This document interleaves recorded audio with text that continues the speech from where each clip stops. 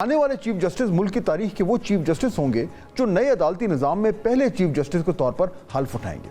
Supreme court کے سربراہ کے طور پر ان کے سامنے کئی چیلنجز، کئی مشکلات اور کئی پیچیدگیاں ہیں۔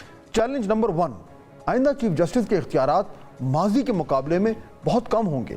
وہ تمام اہم آئینی کیسز جو پہلے سپریم کورٹ کے چیف جسٹس سنتے تھے اب آئینی بینچ کے سامنے جائیں گے، اور سپریم کورٹ کے چیف جسٹس صرف فوجداری یا سول مقدمات تک محدود رہیں گے۔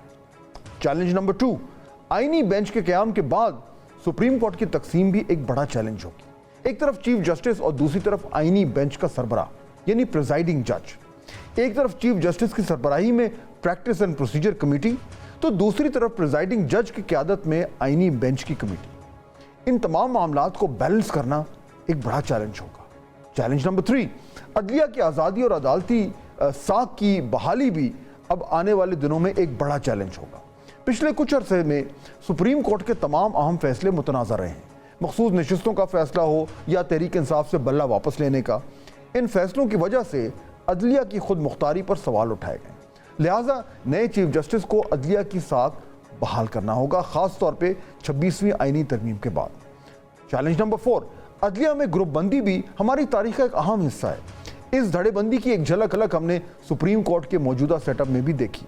Supreme court practice and procedure committee میں تبدیلیاں ہوئیں تو جسٹس منصور علی شاہ اور چیف جسٹس قاضی فائز عیسیٰ کے اختلافات کھل کر سامنے آئے، اور اس کے بعد آرٹیکل 63A کی تشریح کا بینچ بنایا گیا تو جسٹس منیب اختر اور چیف جسٹس کے درمیان اختلافات کھل کر سامنے آ گئے۔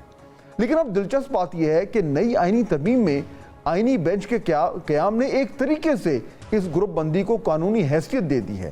نئے چیف جسٹس کس طریقے سے تمام ججز کو ساتھ لے کر چلیں گے یہ بھی بہت اہم ہوگا، کیونکہ بنیادی طور پر اب ایک بڑی عدالت میں 2 عدالتیں بن جائیں گی جب جو ہے وہ آئینی بینچز بنیں گے، اور اس طریقے سے آٹومیٹکلی 2 ججز جو ہیں وہ 2 گروپس میں ڈسٹریبیوٹ ہو جائیں گے۔ ان گروپس کو مینیج کرنا جو ہے وہ نئے چیف جسٹس کے لیے ایک بہت بڑا چیلنج ہوگا۔ آگے چلتے ہیں۔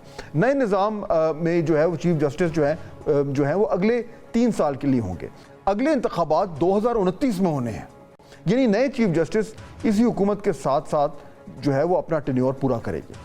اس دوران سپریم کورٹ میں متنازع الیکشنز کے کیسز بھی سنے جائیں گے، مخصوص نشستوں پر نظر ثانی درخواست بھی سنی جائے گی، مخصوص نشستوں کا تفصیلی فیصلہ بھی آ چکا ہے، اس کے بعد 2 وضاحتیں بھی آ چکی ہیں۔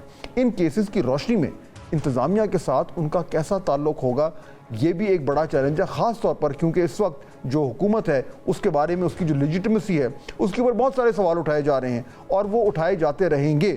تو اس نئے چیف جسٹس کا اس پریزنٹ سسٹم میں جو گورنمنٹ ہے اور جو دیگر پاور ویلڈرز ہیں ان کے ساتھ کس طرح کا رشتہ ہوگا، کیا وہ اکوموڈیٹنگ ہوگا یا کانفرنٹیشنل ہوگا، یہ بھی ایک بہت بڑا چیلنج ہوگا۔ چیلنج نمبر 6، آنے والے چیف جسٹس آئینی معاملات سے لا تعلقی کے باوجود عدالتی باغدور سنبھالیں گے۔ آئینی بینچ میں ملکی سیاست سے متعلق اہم آئینی فیصلے ہو رہے ہوں گے۔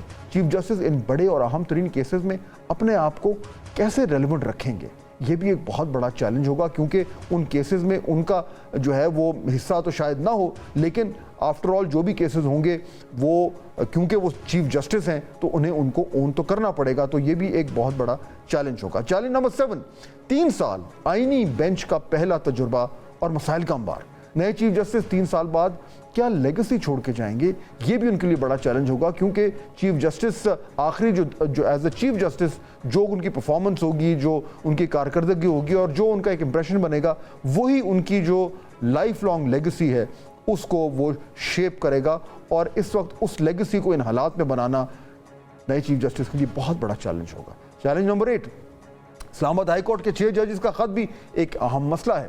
اس کیس کا نتیجہ کیا نکلے گا اور اس کیس کے بعد عدلیہ اور انتظامیہ کے درمیان تعلقات کیسے ہوں گے یہ بھی ایک بہت بڑا چیلنج ہوگا جو نئے چیف جسٹس کو فیس کرنا پڑے گا، کیونکہ اس حوالے سے جو ہے وہ پریشر ڈیولپ ہوا ہے، اور یہ بڑا مشکل ہوگا نئے چیف جسٹس کے لیے کہ وہ اسلام آباد ہائی کورٹ کا جو معاملہ ہے اس پہ ون وے اور دی ادر جو ہے وہ کوئی پوزیشن نہ لیں۔ جو بھی وہ پوزیشن لیں گے उनके लिए वो एक बहुत बड़ा चैलेंज होगा। चैलेंज नंबर 9, आईनी बेंच बनने के बावजूद सुप्रीम कोर्ट के नए चीफ जस्टिस ही जुडिशल कमीशन के सरबराह होंगे। जजेस की तैनाती हो या फिर आईनी बेंच का क़याम, इन सारे मामलात में उनका किरदार अहम होगा, और ख़ुसूसन तब जब वो गवर्नमेंट के साथ, अगर वो गवर्नमेंट के साथ जो है वो अग्री करते हैं जुडिशल कमीशन के फैसलों में, तो उनके ऊपर उंगलियां उठेंगी। बैलेंस करना जुडिशल कमीशन में अपना रोल एक तरफ या दूसरी तरफ, ये भी बहुत बड़ा चैलेंज होगा। और चैलेंज नंबर 10, सुप्रीम कोर्ट में इस वक्त 3 रुकनी कमेटी बेंचेस की तश्कील करती है, लेकिन जस्टिस मंसूर अली शाह और जस्टिस मुनीर अख्तर इस कमेटी में तरमीम पर एतराज़ कर चुके हैं।